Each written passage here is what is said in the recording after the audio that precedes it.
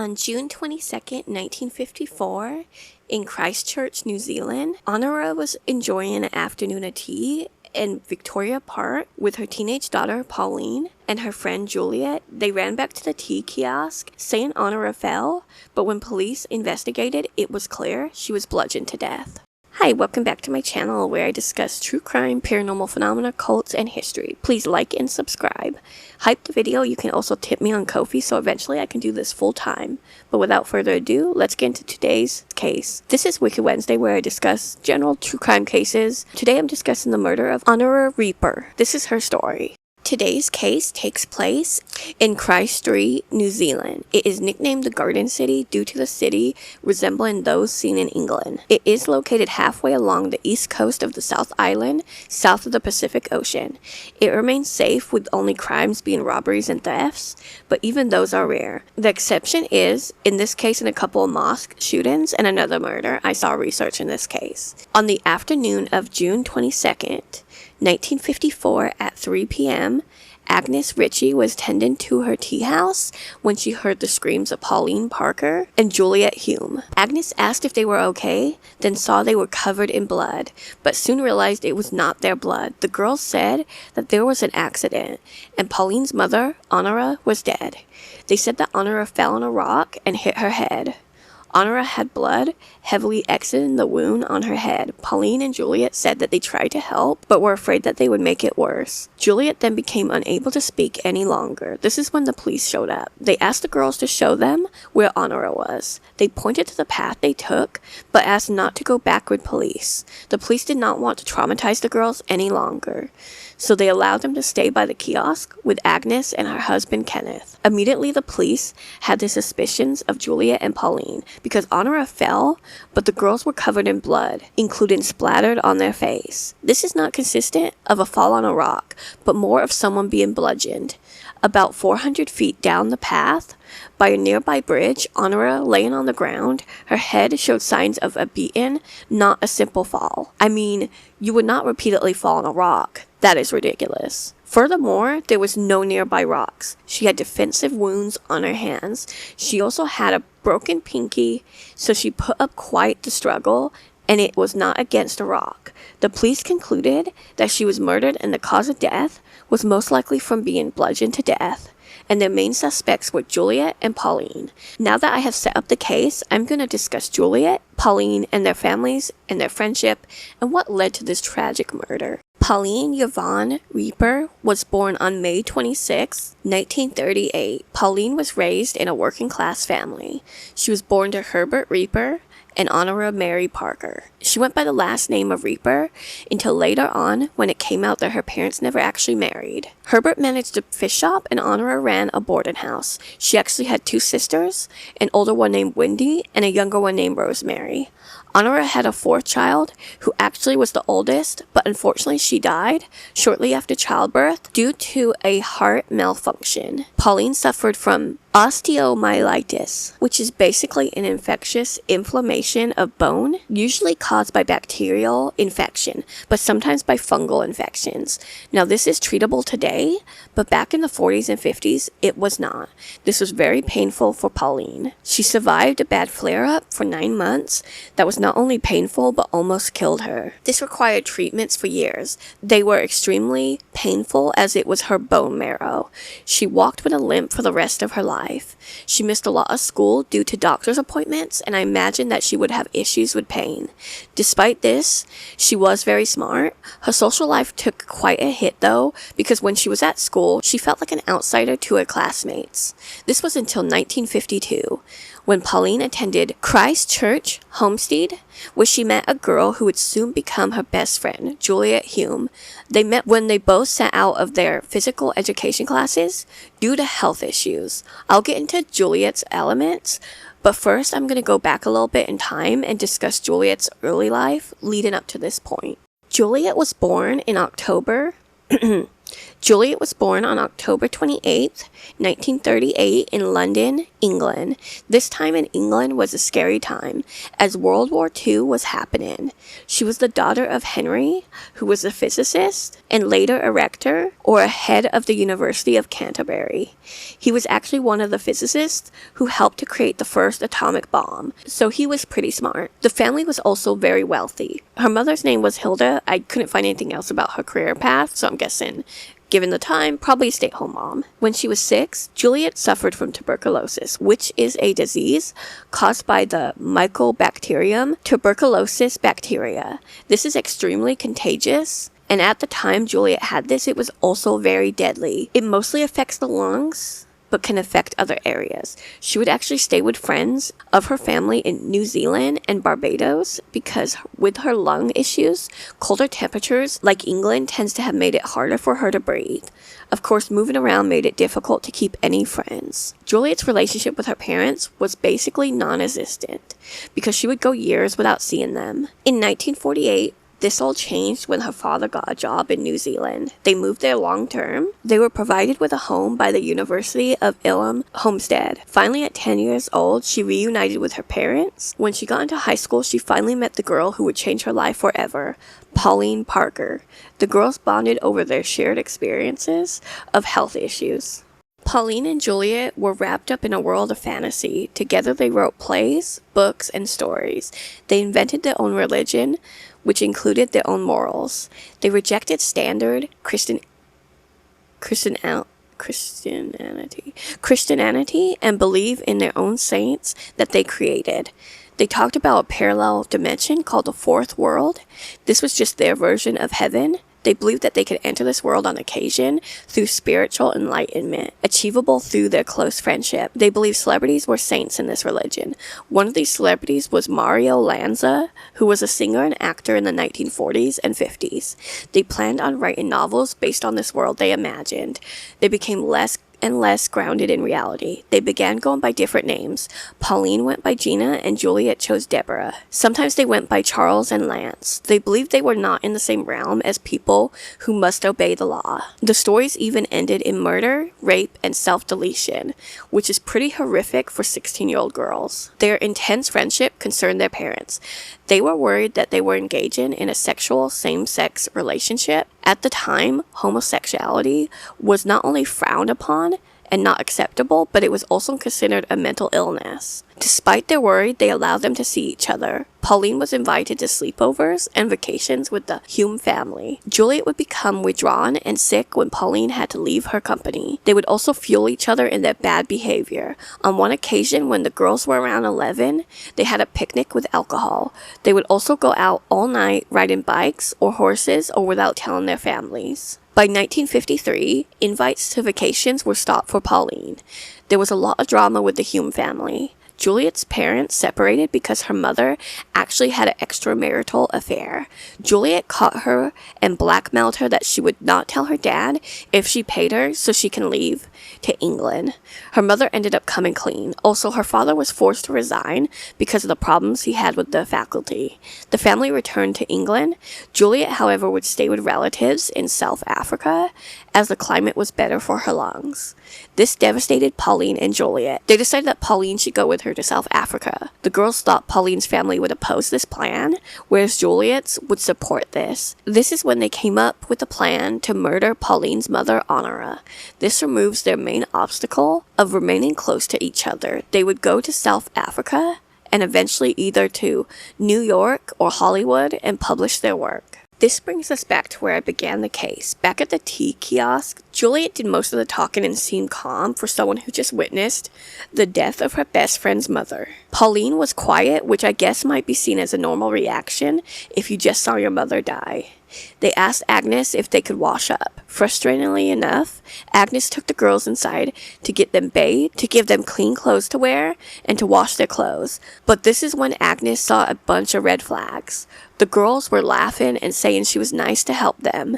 Agnes and Kenneth agreed to tell the police about this behavior. At some point, Agnes and Kenneth called the girls' parents. Henry, Juliet's father, picked the girls up before the investigators could question them. Herbert, Pauline's father, showed up to the park. Police asked him if they could talk to his daughter about the murder of his wife.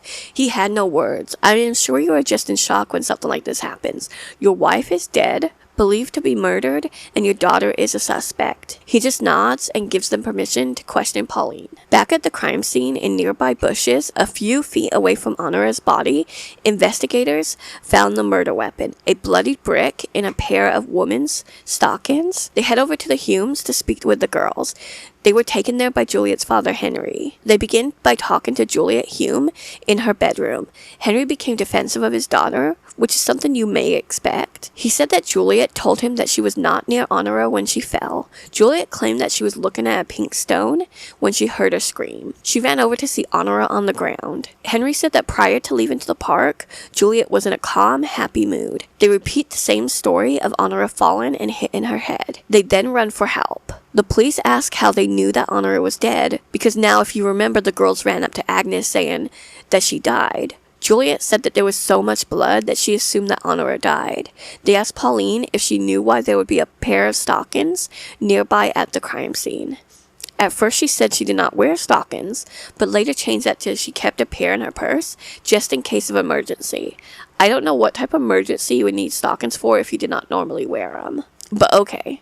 Pauline said that she used it to clean up her mother's blood, obviously trying to make it sound like that is why they had blood on them. But I guess she forgot about that brick in the stocking. She did say Juliet was there with her. Other than that, she kept it pretty together. This is when they questioned her friend Juliet. They told Juliet that they did not suspect her, but she needs to stop covering for Pauline. They were hoping that she would confess, but Juliet stuck to her story. She said that she was walking a bit behind Pauline and Honorah. This is when she saw the pink stone, thinking it belonged to a ring. She looked for the rest of it. She heard shouting, but by the time she got to Honorah and Pauline, Honorah was on the ground bleeding. She said that she saw no brick or stocking. Juliet said that she only told them that she was with Pauline the whole time because she just thought there was a normal mother-daughter argument and Honorah accidentally fell and hit her head. Police then go back to Pauline. She is charged with murder and say Juliet told them everything. After hearing that Juliet threw her under the bus, Pauline told the police what happened. She said that she put a brick in a pair of stockings in her purse earlier that day. She said that she hit her mother in the head with the brick-filled stocking a great many times. The police remembers Pauline being very emotionless and matter-of-fact.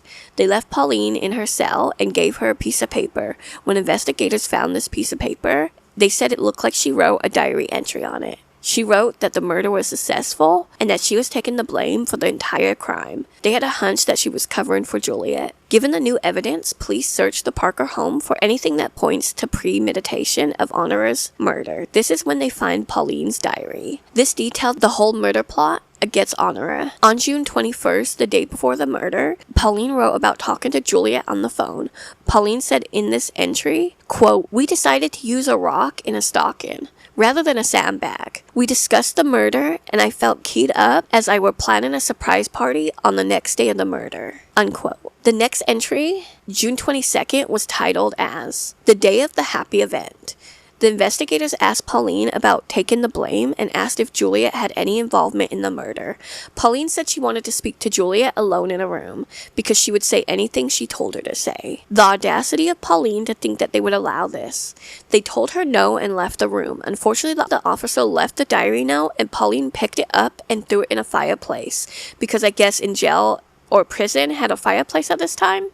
This seems crazy to me, but I guess it was a different time. Luckily, another officer was present and got it out in time. Juliet was then properly arrested. She was detained in a cell near Pauline's. She was also charged with murder. Neither of them explained why they planned the murder of Honorah. This all changed when Juliet made the decision to talk. She told them everything. So I'm going to run down what happened to Honorah in Juliet's perspective. On June 22nd, 1954, Pauline and Juliet invited Honorah to take a walk with them. The three of them were enjoying afternoon tea in Victoria Park. They then walk through the wooded part of the park, 430 feet down the path. This is where the girls left a pink charm that came from a brooch of Juliet's that she broke off and dropped on the path.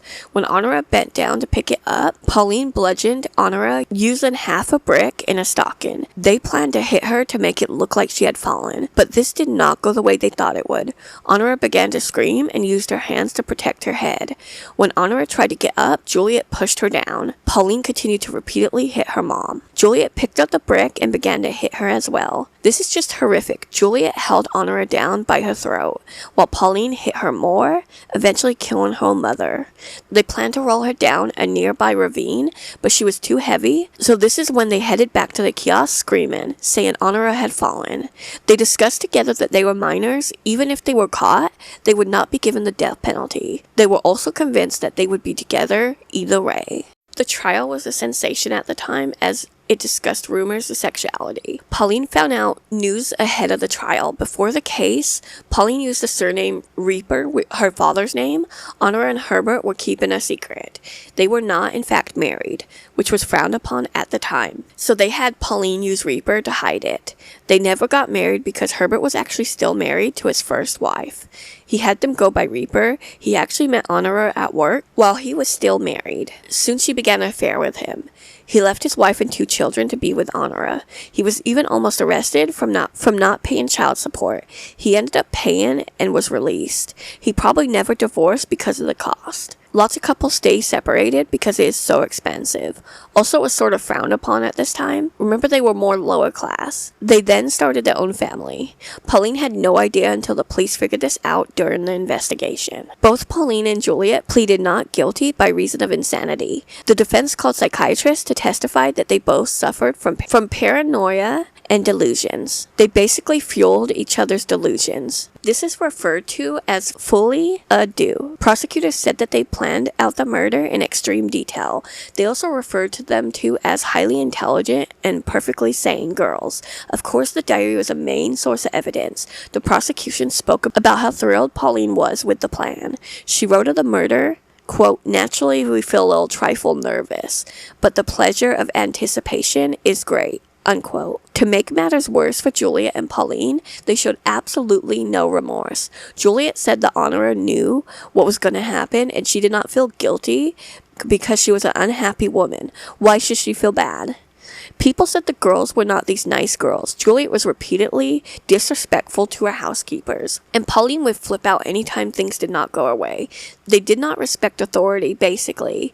The only people who mattered were each other. It did come out that Juliet's life was full with traumatic events. She lived through several bombings. In one instance, she could not make it to the shelter because her mother left without her, and she had no choice but to lay in the snow and wait it out, not knowing if she would survive. Due to her health issues, she would be set away for months, sometimes years at a time, and her parents would not contact her. She felt abandoned with people she barely knew. She resented her brother because he got to stay. Now in Pauline's situation, she was mostly just a loner and did not get along with her mother most of the time. Pauline's father left town with her brother and did not attend the trial. The jury consisted of 8 men. Pauline and Juliet were both convicted on August 28, 1954. They were minors, so they could not be considered for the death penalty. They were also both sentenced to detention during Her Majesty's pleasure. Basically, this means that since both girls were under the age of 18, they would be held for an indefinite amount of time at the judge's discretion. They both ended up serving 5 years in prison. Sure, they could not get the death penalty. I'm okay with that. But only 5 years? Well, they were sent to separate prisons. Juliet served her time at the Mount Eden prison in Auckland, New Zealand. She was released in early 1959.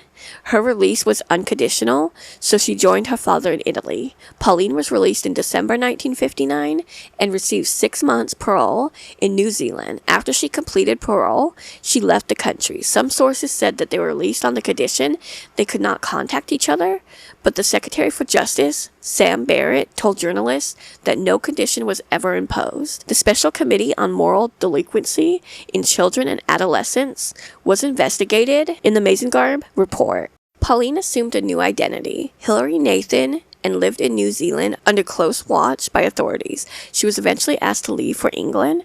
As of 1992, she lived in the small village of Hu, near Stroud. Here she ran a children's riding school. She converted to Roman Catholicism. She lived a very quiet life, barely speaking to the press. Her sister Wendy Parker said of this, quote, Pauline committed the most terrible crime and has spent 40 years repaying it by keeping away from people and doing her own little thing. After it happened, she was very sorry about it. It took her about 5 years to realize what she had done, unquote. As of May 26, 2026, Pauline is still alive and 88 years old and lives a reclusive life in Orkney Islands. Juliet Parker lived in England until she moved to the United States and eventually to Scotland. She found success as a historical detective novelist under the name of Anne Perry. Like Pauline, Juliet changed religion, but she chose to join the Church of Jesus Christ of Latter-day Saints around 1968. In 1994, it came out that Anne Perry was actually Juliet, a killer, when her identity was revealed in the movie Heavenly Creatures. Heavenly Creatures is a movie based on the murder starring Melanie Lynskey and Kate Winslet. I have not seen the movie, but I love both these women, especially Melanie Lynskey. Perry, or Juliet, said of this movie that she felt as if her life was, quote, being interpreted by someone else, unquote. The movie did use court transcripts, interviews, newspaper sources, and Pauline's actual diary entries. In 2006, Juliet said that although her and Pauline's friendship was obsessive and clingy, they had no sexual relationship. She also said that she did not spend so much time thinking about the murder, that she used to torment herself, and that was not helpful. Alright then, there is murder in someone growing up and getting past things, but to never think about it is scary. On April 10th, 2023, Juliet died at the age of 84. Now it's time for my final thoughts. This is just an awful case, but so complex. I'm not really sure if I believe they were actually lovers or just close friends. Either way, they were extremely close, causing delusions. What they did was especially heinous. They lured Honorah to the guise of afternoon tea and a walk. Then they tricked her onto an isolated area of the park and to bend over so it would be a blitz attack. I do think Juliet's parents are complete and utter trash. They abandoned her other countries and did not speak with her. I get needing a warm climate, but go with her. They are wealthy. Then her mom just left her to die during a bombing. What trash. That being said, it's not excuse to murder anyone. I do not think 5 years was enough, given the planning and brutality. Luckily, they never reoffended to the public knowledge. Thank you for remembering Honorah Reaper with me today. What do you think? Were they lesbians? And did they get enough time in prison? I want to know your opinion, but please stay respectful. If you're a judgmental dick, you'll be removed and blocked. Comment, like, and subscribe. If you have any future cases you'd like me to cover, please request a case using my forum in the description box. Join me next time on Freaky Friday when I discuss the haunting that lingers on a deserted island. Until next time, stay curious, cautious, and safe. Okay, bye.